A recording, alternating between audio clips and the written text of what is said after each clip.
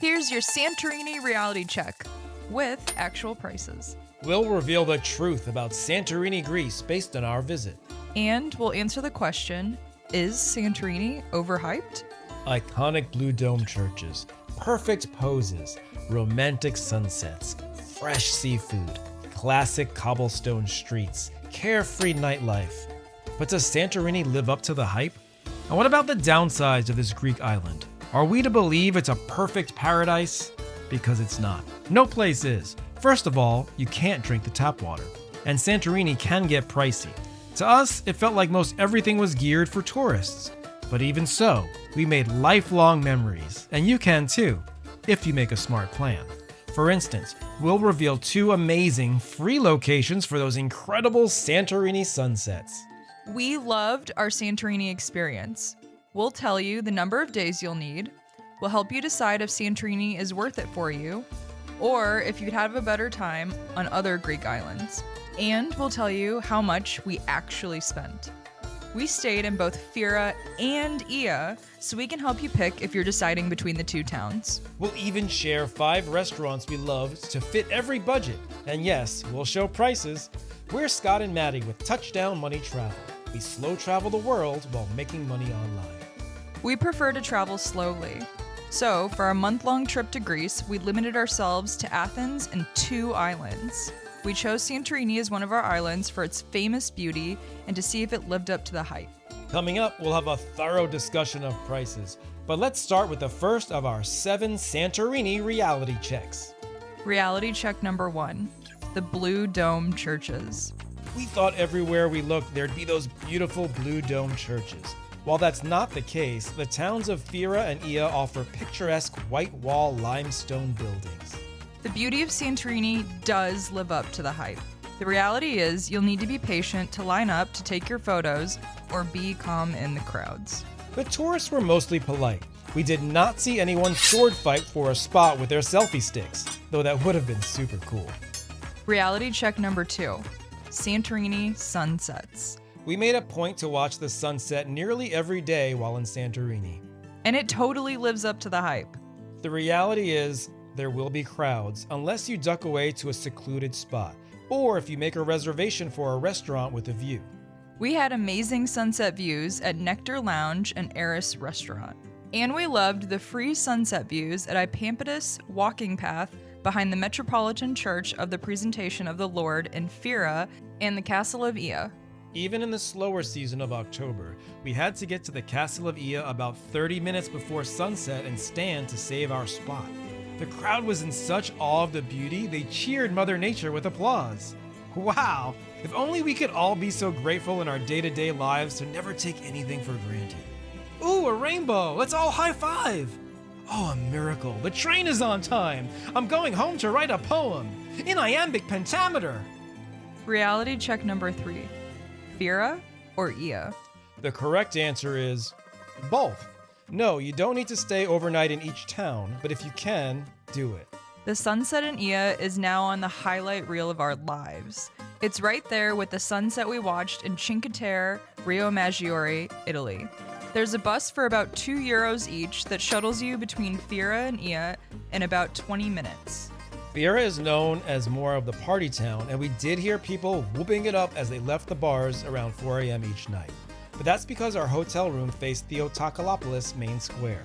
In reality, there are more towns in Santorini than just Fira and Ia, but these are the most popular for tourists.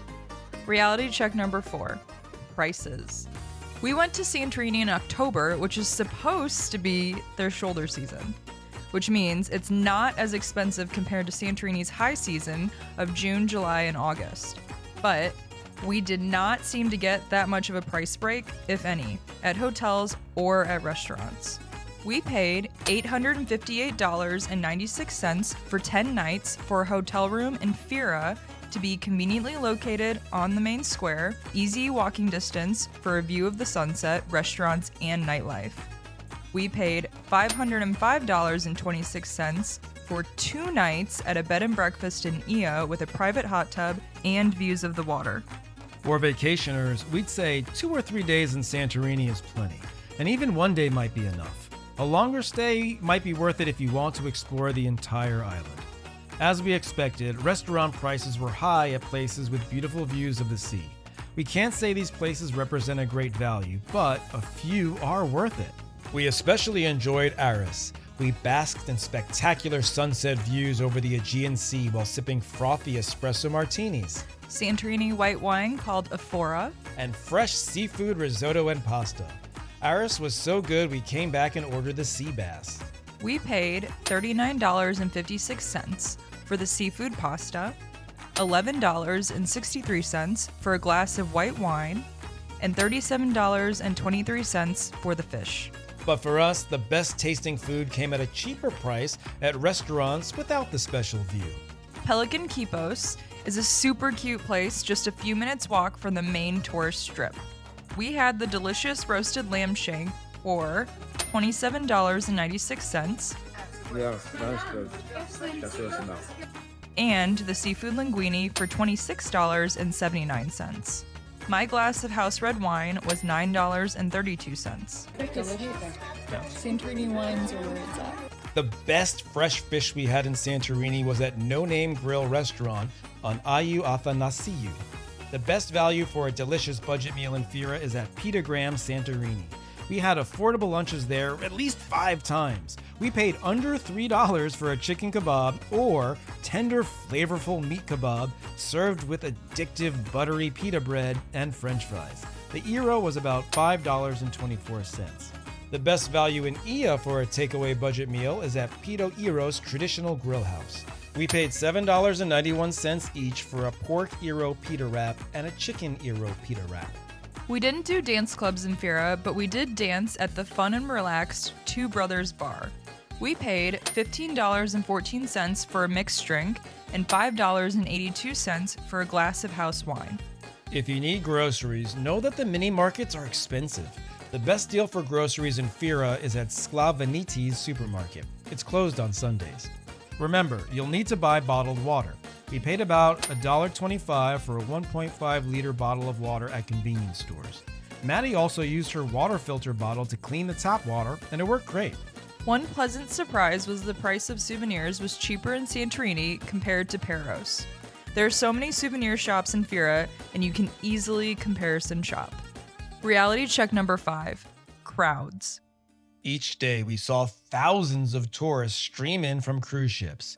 It felt crowded, but not overwhelmingly so when we went in October. In the summer, it's much more crowded.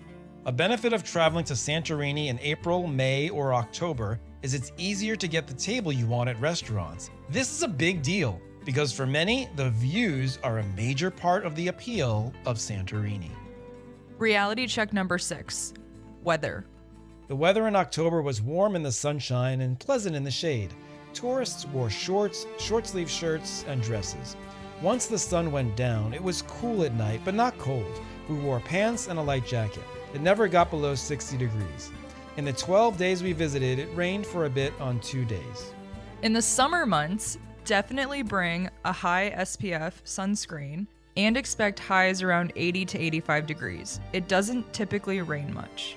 And finally, reality check number 7, donkeys up the mountain. We didn't plan to ride a donkey, but even if we wanted to, none were to be found during our trip. To get from the port up the very steep mountain to Fira, you can take a vehicle or cable car. The cable car costs $11.65 each way per person. We took a taxi from the ferry port to our hotel in Ia with our luggage, and it cost $46.59. Please like, comment, and subscribe. And to never miss another video, join our email list on touchdownmoney.com.